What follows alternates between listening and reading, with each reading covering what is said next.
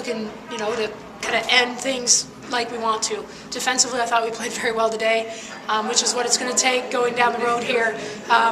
Going up to Gogebic tomorrow will be another huge step for us defensively on the road and against a Division II school. So I think that will help us going into next weekend's region tournament and just kind of getting everybody on the same page. Not knowing that we've lost to both teams,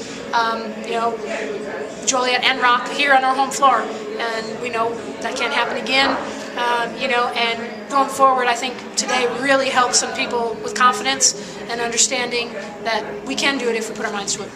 Morgan kind of touched on it a little bit. How nice was it to see? I mean, you played without Teresa today, who wasn't at the game, and you also played down the stretch without Kinsey, who got a little banged up. How nice was it to see that this team is capable of pulling out a victory, a tight victory like that, minus two of your best players, arguably? It's huge, and we've talked about it. Things happen in this game. People are going to get hurt, and it's about people stepping up. And we've talked about it all year. Challenged people to step up in those roles.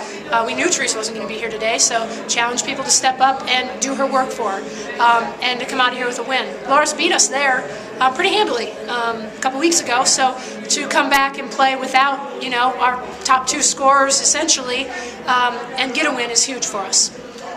What's the update on Kinsey? What happened that caused her to leave the game, and what do you know about her status moving forward? Not sure yet.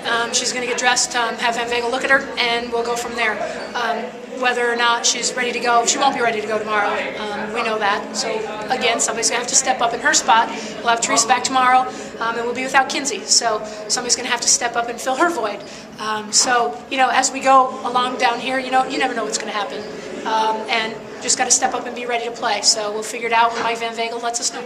You got the win, but 21 turnovers, I think it was. Is that something to be concerned with, at this point in the season to give the ball away that many times? Heck no. That's what we do. We turn the ball over and we get it back. I think they had 22. So, I think we averaged 20 turnovers a game or something crazy like that. But you know what? We focus on it and we talk about it. We talked about it at halftime. I think we had 16 at halftime. So when we had 16 in the first half, and I thought in the second half we did a better job of taking care of it. That's what we need to do through the whole 40 minutes. So again, 16 in the first half and to only end up with 21 says a lot. So finally, I touched on it a little bit with Morgan as well. Just 2 years ago, this team won a national championship. What does this year's team, need to do to have maybe even not that same success? I know you don't want to look that far forward, but just to have success in postseason, what do they need to shore up? What do they need to do well come tournament time? We need to play defensively. Against Joliet here, we didn't play very well. Tonight we missed a ton of layups. I think the little things that we do every day that we kind of take for granted, making layups,